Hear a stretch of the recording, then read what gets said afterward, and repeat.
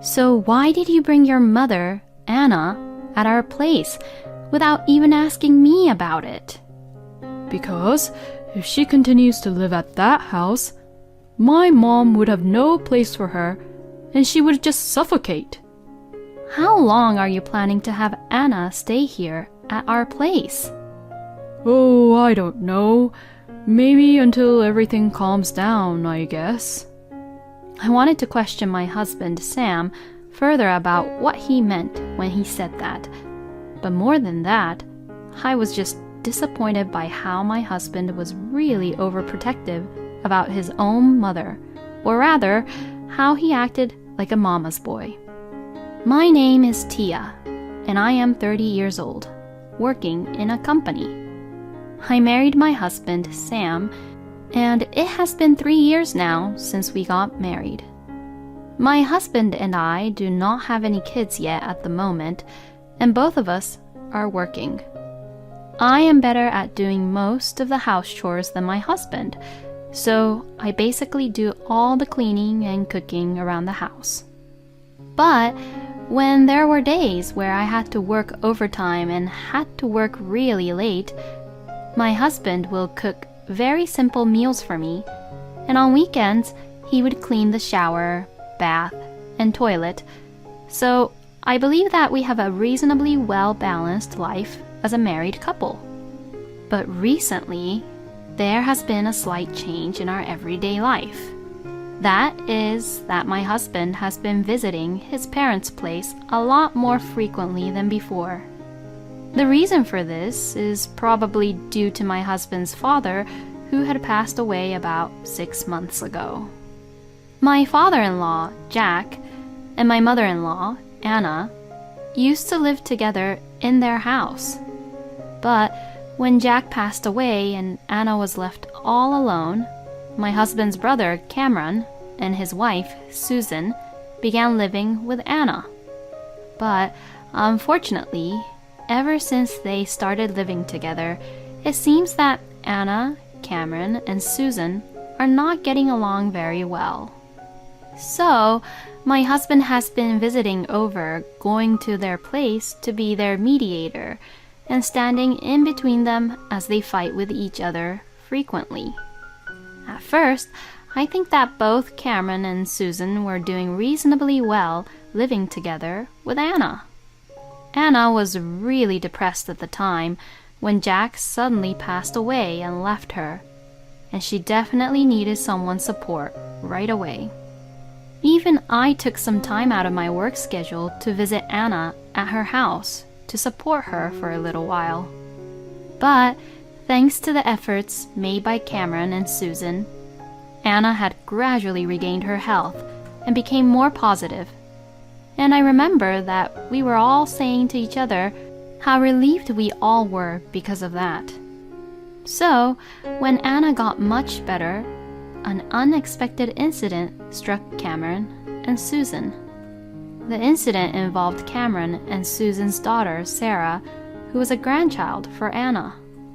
Anna, who had regained her energy and health, began to strictly educate Cameron and Susan's daughter for some reason.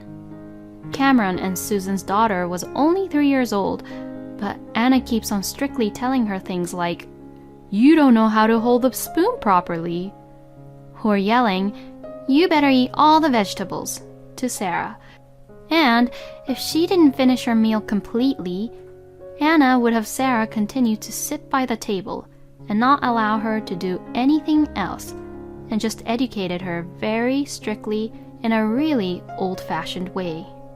Susan, on the other hand, wanted to let her own daughter have as much freedom as possible, which was her own way of raising her daughter. So, she wanted to follow a policy of not being too strict on her daughter. But Anna is so strict and educating Sarah in a strict way that Susan is struggling to stop her every time she tries to be strict to Sarah. Cameron also agrees with Susan's way of raising their own child, and has been warning Anna about how strict she was, but unfortunately, Anna does not listen to him at all and is doing whatever she wants. But Since Cameron comes home late at night after work, Susan had to try and stop Anna's outrageous outbursts all by herself during the day and during dinner time. After that, both Cameron and Susan discussed the issue to Anna and made a promise that they would do their house chores separately. And since then, for a while, Anna did not really interfere with the married couple or their daughter. But since they did not live separately as they were living in the same house, Anna gradually began to break her promise and began over-interfering as usual, and everything had gone back to how it was in the beginning. Anna also began to act so selfishly that it was appalling to hear her throw away Susan's clothes without any permission just because the clothes looked old, or also threw away Sarah's favorite clothes, saying, "This doesn't look good on her." And then one day, an incident occurred. While Susan was shopping at the supermarket for groceries, Anna and Sarah were left alone for about 20 minutes. At this point, Sarah was now 4 years old, and she was playing in the living room, and Anna was there, so Susan let her guard down, thinking that everything would be fine while she went to the supermarket. Then, when Susan came home from shopping, she saw something that was surprising and unexpected. Anna was cutting Sarah's hair very short. To this, Susan was screaming at Anna, asking her, "What are you doing?" and immediately began questioning Anna. Then Anna replied, "A child this age plays outside more often, don't you think? And all the girls' hair grows long very quickly, so you might as well cut it short," and said this as if she had done the right thing. Sarah looked as if she was about to cry as her hair was being cut really short. After that, Cameron came back home, and finding out about what had happened, Cameron and Anna had the biggest argument ever, and that is where my husband comes in, as he is being the mediator between the two of them lately. But what I think personally is that as long as there is already a huge gap between Cameron and Anna, there seems to be no room for improvement, even if my husband intervenes. Besides, no matter how much I listen to what had happened in a logical way, the cause is entirely Anna's fault. And yet, Anna does not seem to think that it is all her fault at all. So, I think that's another reason why Anna is having conflicts and arguments with Cameron and Susan.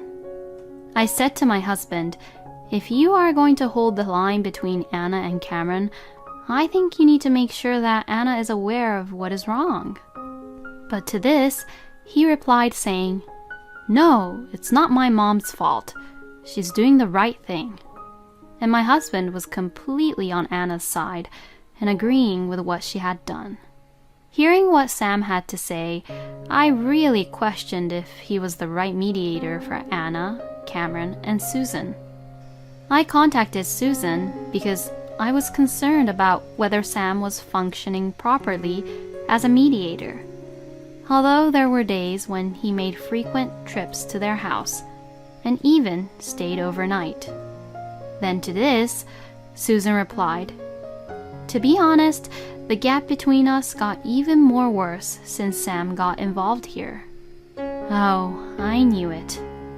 According to Susan's story, my husband kept saying to Cameron, "You should understand Mom's point of view," and said things which was defending Anna, and to that, Anna would take advantage of what Sam was saying and say even more terrible things or act even more terrible towards Cameron and Susan.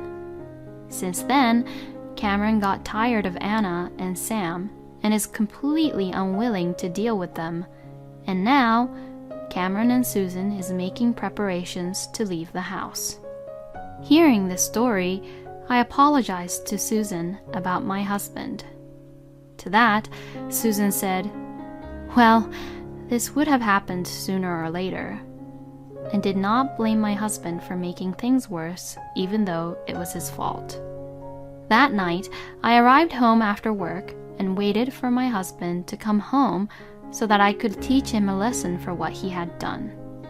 But then, Sam did something in which I had never imagined him to do. I'm home. Welcome home. I need to talk to you about something. Oh, yeah, me too. It'll finish quick, though. Mother! Huh? My husband had brought Anna into this house. Well, long time no see, Tia. Hello. I immediately grabbed my husband by the neck and questioned him as I whispered into his ears. What is the meaning of this, Sam? So why did you bring your mother, Anna, at our place without even asking me about it? Because if she continues to live at that house, my mom would have no place for her and she would just suffocate. How long are you planning to have Anna stay here at our place? Oh, I don't know. Maybe until everything calms down, I guess. I wanted to question my husband, Sam, further about what he meant when he said that. But more than that, I was just disappointed by how my husband was really overprotective about his own mother, or rather, how he acted like a mama's boy. When I was visiting Anna's house frequently, I didn't really notice it. But hearing Susan's stories and witnessing this kind of behavior made it clear to me that my husband is a mama's boy. But just because he's a mama's boy does not mean that he should have brought home Anna without even telling me anything about it. I decided that I needed to have a proper discussion with my husband, so I told him that we would discuss it further after our work the next day, and that we'd discuss this somewhere outside where Anna was not there.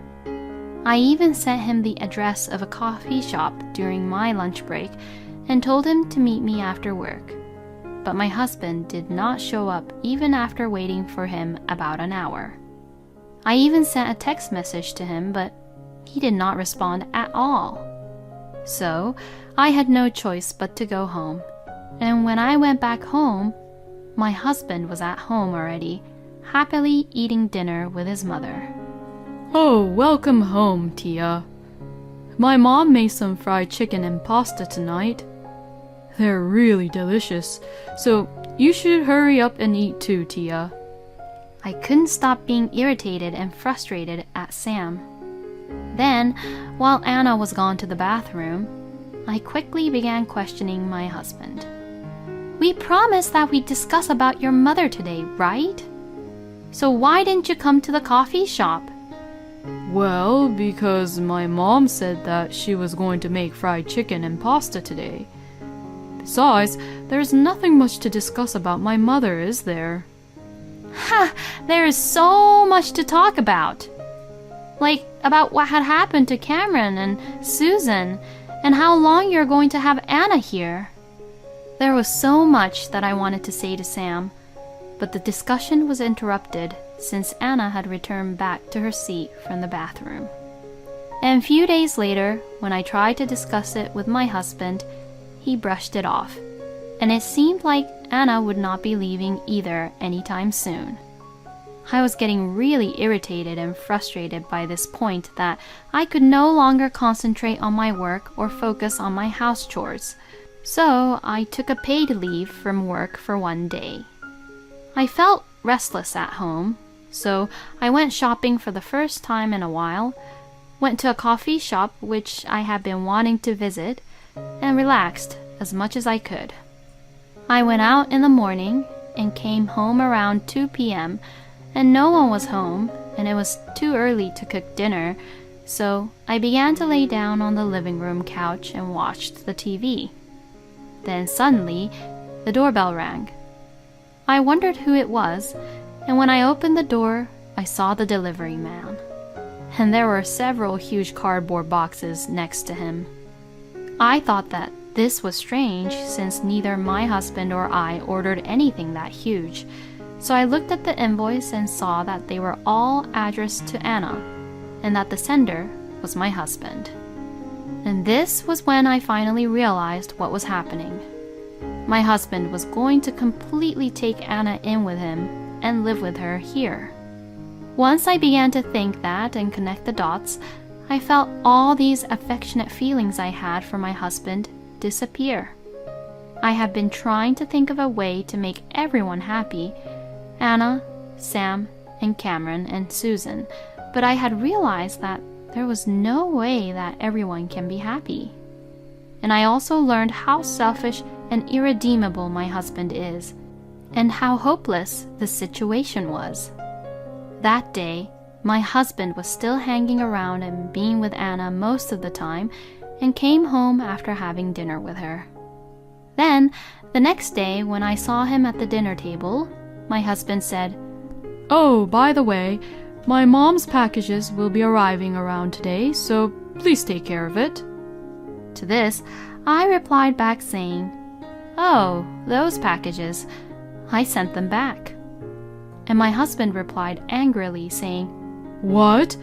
Why? What are you doing?" And he sounded really furious. I was just too tired to even fight Sam, so I simply said, "I just don't approve of Anna living together in this house." And to that, my husband snapped.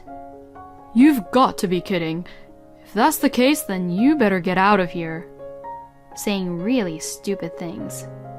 I've already had enough and I didn't want to deal with my husband, so I said, "Well, I'm going back to my parents' house for today," and went to work. My husband came out from the living room and said, "Don't you ever come home again," which didn't make any sense at all, but I ignored it. I really couldn't care less anymore about Sam and didn't even want to talk to him anymore. That day, I went back to my parents' house after work. I spent the next few days relaxing at my parents' house and at the same time making certain preparations. During that time, I received several phone calls and messages from my husband, but all he said was apologize to my mother and I, and other selfish, stupid things, so I ignored all of the text messages and blocked his calls. Then, when everything was ready, I went home for the first time in a long time. Seeing me back home, my husband said, "Oh, so you came back because you're sorry," and grinned at me while he said this. "Yes, I'm sorry." "Well then, I forgive you." It was annoying to see my husband's idiotic, triumphant look on his face.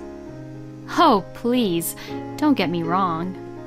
What I was saying sorry for is that I was regretting my mistake of marrying a stupid person like you. What? I can't keep on doing this with you anymore, so let's just get a divorce. And saying that, I handed him the divorce papers. Divorce?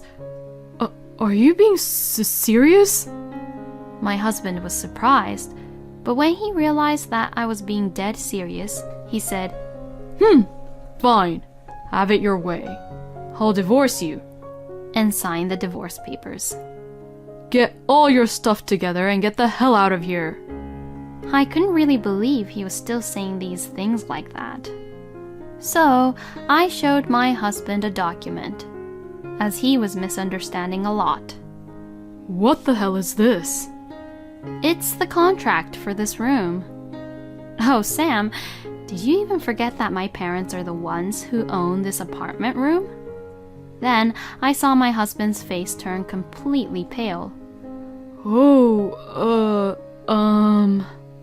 So, you and Anna should be the ones to leave this place, okay? I've decided to lend this room to another person, so you have until the end of the month to get out of here, okay? Hey, wait a minute.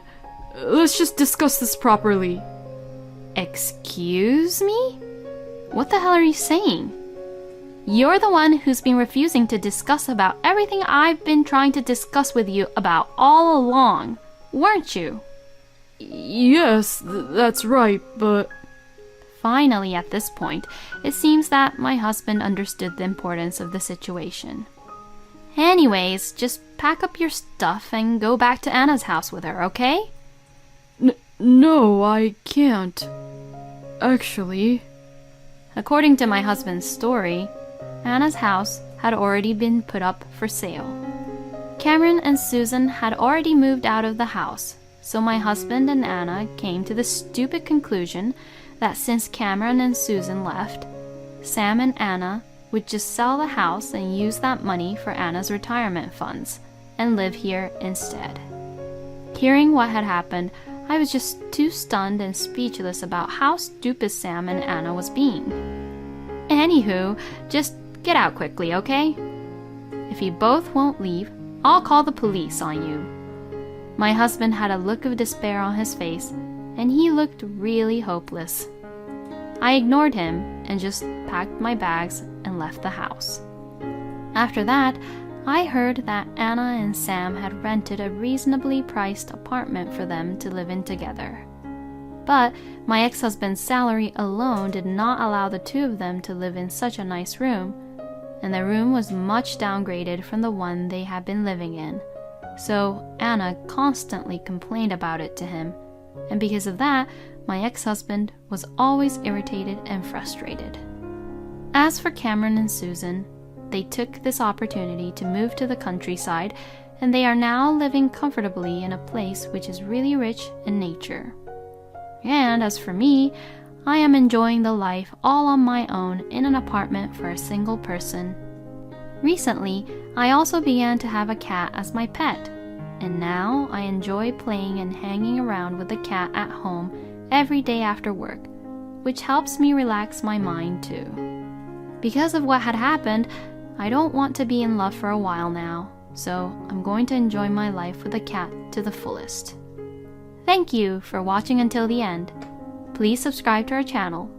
We hope to see you in our next video.